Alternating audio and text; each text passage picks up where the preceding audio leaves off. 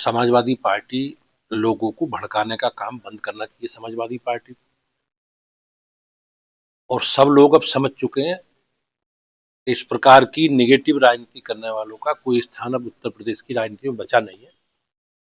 और कुंदरकीकार जो उपचुनावों के परिणाम आए हैं वो स्पष्ट रूप से ये सब चीजें प्रदर्शित होती हैं और समाजवादी पार्टी अब समाप्तवादी पार्टी होने की तरफ आगे बढ़ रही है।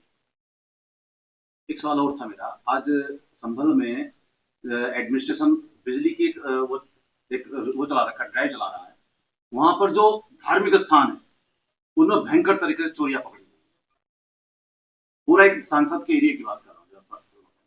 अब निश्चित रूप से सरकार की प्राथमिकता में है और बिजली एक डेवलपमेंट का एक बड़ा आधार है और सरकार ने बगैर किसी भेदभाव के सरकार बिजली के वितरण व्यवस्था योगी जी ने लागू की है।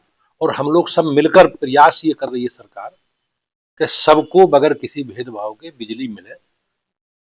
लेकिन हम लोग संकल्पित हैं कि जो लोग अनैतिक काम करेंगे, बिजली चोरी करेंगे या किसी भी अनैतिक काम में संलिप्त पाए जाएंगे, सरकार विधि सम्मत कठोर कार्रवाई करने के लिए संकल्पित है।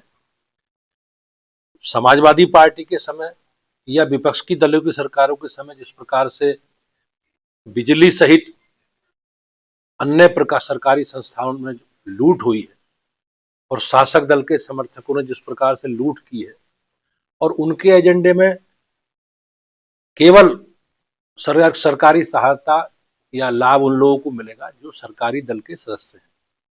भारतीय जनता पार्टी मोदी जी के नेतृत्व में सबका साथ और सबका विकास और सर्वव्यापी और सर्वस्पर्शी के आधार पर हम लोग आगे बढ़ रहे हैं। हमारी सरकार में कोई किसी योजना में जो भी लाभार्थी परक योजना है उसमें कोई भेदभाव नहीं है। जो गलत काम करेगा कोई भी हो, सरकार उसके खिलाफ विधि सम्मत कठोरतम कार्रवाई करेगी। ये बनने से विपक्ष मुद्दा बना रहा है। ये एक सरकार की, माननीय प्रधानमंत्री जी के नेतृत्व में सरकार की बहुत अच्छी पहल है। आप देखते होंगे जनता 5 साल के लिए चुनती है, लेकिन बीच बीच में चुनाव आते जाते रहते हैं। कभी विधानसभा के चुनाव आते हैं, कभी नगर पंचायतों के चुनाव आते हैं, नगर निकायों के, कभी पंचायतों के चुनाव आते हैं। तो उसके कारण कहीं ना कहीं विकास कार्य या सरकार की योजनाओं का जो प्रभावित होती है और पॉलिटिकल लोग भी चुनावों में लग जाते हैं। तो जनता जिन्हें 5 साल के लिए चुनती है उनके पास काम करने का समय बहुत कम होता है।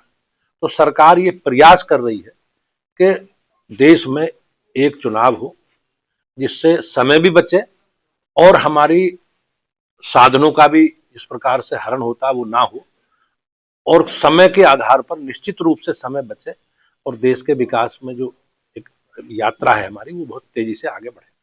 एक सवाल और था मेरा, संभल में जो भी दंगा हुआ था, जो पुलिस के साथ पथराव हुआ था, उसमें प्रशासन ने कहा है कि बहुत सारे बाहर के लोग बुलाए।